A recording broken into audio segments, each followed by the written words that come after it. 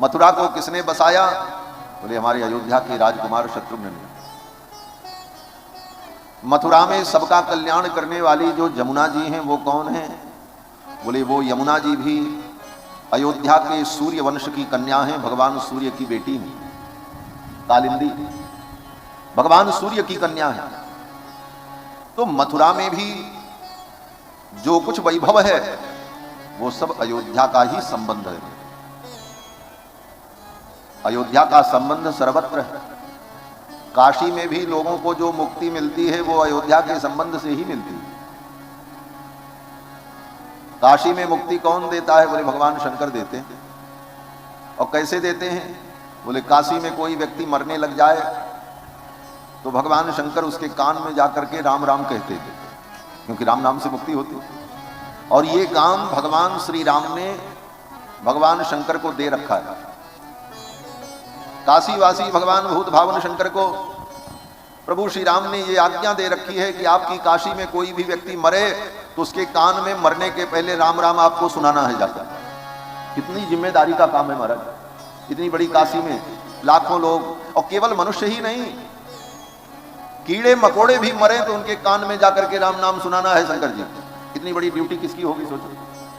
गोस्वामी जी महाराज कहते हैं, काशी मरत जंतु अवलोकी, जासु नाम बल करहूं बिसोकी। काशी मरत जंतु अवलोकी, जासु नाम बल करहूं बिसोकी। जासु नाम बल करहूं बिसोकी, जासु नाम बल करहूं बिसोकी। केवल मनुष्य ही नहीं, काशी मरत जंतु अवलोकी।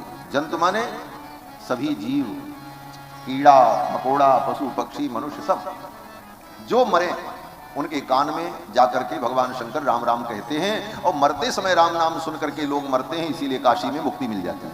काश्याम मरणान मुक्ति ही, काशी में मरने से जो मुक्ति है वो राम नाम के प्रताप से।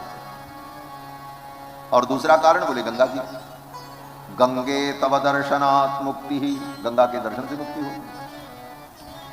और गंगा जी कौन है? बोले गंगा जी भी हमारी अयोध्या की बेटी हैं। अयोध्या के राजा महाराज भगीरथ हजारों वर्ष तक तप करके गंगा को प्रकट किए और गंगा को लेकर के आए अपने पुरखों के उद्धार के लिए। तो अयोध्या के राजाओं का उद्धार करने के लिए गंगा आई और आज गंगा सारे संसार का उद्धार कर रही हैं। संबंध तो अयोध्या का ही है। गंगा भी हमारी अयोध्या की बेटी है। इसीलिए काशी में सभी प्राणियों को जो मुक्ति मिलती है वो राम नाम के प्रताप से जीव जंतुओं को भी मुक्ति मिलती है। इसीलिए परंपरा है, काशी में स्नान करने के बाद कोई व्यक्ति काशी का गंगा जल लेकर के कहीं नहीं जाता। आप हरिद्वार में स्नान करो, गंगा जल अपने घर ले आओ, अच्छी बात है। गंगोत्री में स्नान करो, गंगोत्री से गंगा जल लेकर के आओ, अच्छी बात है। लेकिन काशी में आपने गंगा स्नान किया और वहां से गंगा जल अपने घर लाए तो आपने बहुत बड़ा पाप किया, अधर्म हो गया। क्यों अधर्म हो गया? काशी से गंगा जल इसीलिए नहीं लाया जाता। कारण बोले काशी की सीमा में जो गंगा जल बह रहा है, उस गंगा जल में जो जीव जंतु हैं वो काशी वास कर रहे हैं, और वो मरेंगे तो शंकर जी की जिम्मेदारी है उनके कान में राम नाम सुनाना। और अगर तुम वहां से काशी से गंगा जल ले आए और उस गंगा जल के साथ वो सूक्ष्म जीव काशी से बाहर आ गए तो आपने उनकी मुक्ति में बाधा उत्पन्न कर दिया, आपने उनके कल्याण में बाधा उत्पन्न कर दी, इसलिए आपको पाप लग गया। इसलिए काशी से आज भी गंगा जल कहीं नहीं ले जाया जाता। एक बार की घटना बताएं, हमारे पूज्य गुरुदेव भगवान पूज्य श्री ब्रह्मचारी जी महाराज, सब विद्यार्थी साथ में रहते थे, काशी गए, अक्सर काशी जाया करते थे गुरुजी, क्योंकि हमारे गुरुजी के जो गुरुजी लोग थे उनका परिवार काशी में ही था। बड़े बड़े वैदिक विद्वान शुक्ल यजुर्वेद के, दीक्षित जी का परिवार, भट्ट जी का परिवार, गोडसे जी का परिवार, ये सब वैदिक विद्वान काशी के। तो गुरुजी समय समय पर काशी जाते थे, गुरुजनों का दर्शन करते थे, 2-4 दिन वहां रुकते थे, कुछ शास्त्र चर्चा भी होती थी। एक बार, और गंगा स्नान तो तय था, जब काशी जाना है तो स्नान गंगा ही में होता था। गंगा स्नान करने के बाद गुरुजी जब चले तो साथ में जो सेवा में थे सुदामा जी उन्होंने 1 लोटा गंगा जल ले लिया। काशी में जब तक रहो तब तक तो गंगा जल का उपयोग करो, ठीक है। संयोग से उसी दिन अयोध्या आना था और जब अयोध्या आने के लिए स्टेशन पर आए तो लोटा हाथ में ही था।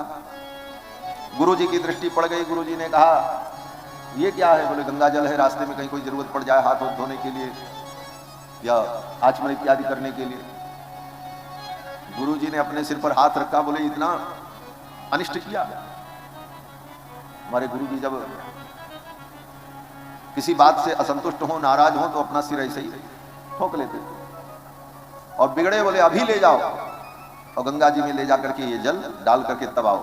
बोले गाड़ी छूट जाएगी। बोले गाड़ी छूट जाएगी, दूसरी गाड़ी से चलेगी, लेकिन अभी ये काम करके। तो काशी में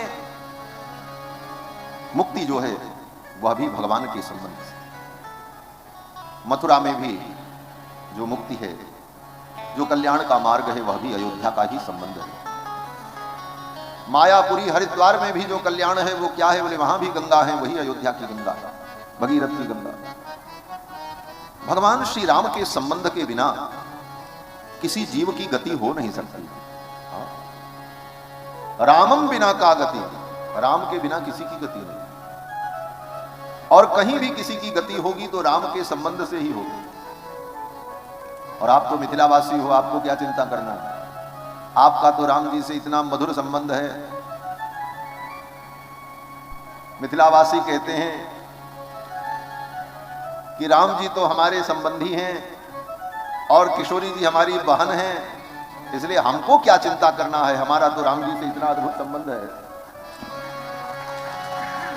मिथिला जन्म भेले सुकित महान है, मिथिला जन्म भेले सुकित महान है।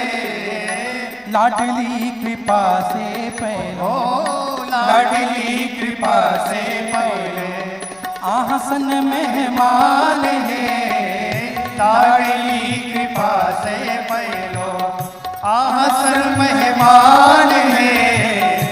हमरा न चाही पाहुन, हमरा न चाही पाहुन, हमरा न चाही पाहुन, हमरा न चाही पाहुन। जोग जप ध्यान है, जोग जप ध्यान है।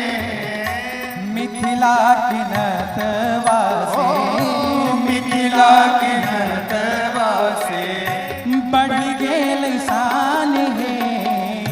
मिथिला किनत वासे बढ़ गेल शान है। मिथिला किनत वासे बढ़ गेल शान है।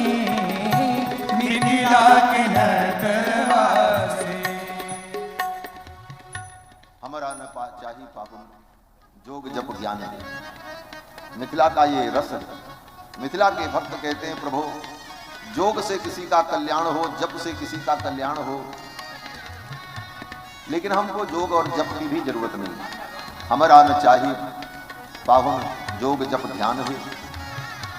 क्यों? बोले जब राम जी हमारे अपने हैं, किशोरी जी हमारी अपनी हैं, तो फिर अब किसी साधन की क्या जरूरत है? सभी साधनों से जिन साध्य को पाया जाता है वो साध्य ही हमारे जब हैं, तो साधन की अब क्या जरूरत है? यह एक बड़ी उच्च कोटि की भावना मिथिला का। बंधुओं, बहुत ऊंचे से उठा श्री सीता रामचंद्र भगवान की जय। तो श्री किशोरी जी ने सुंदर 2 पुत्रों को जन्म दिया। शत्रुघ्न जी के द्वारा उनका जात कर्मादि संस्कार हुआ।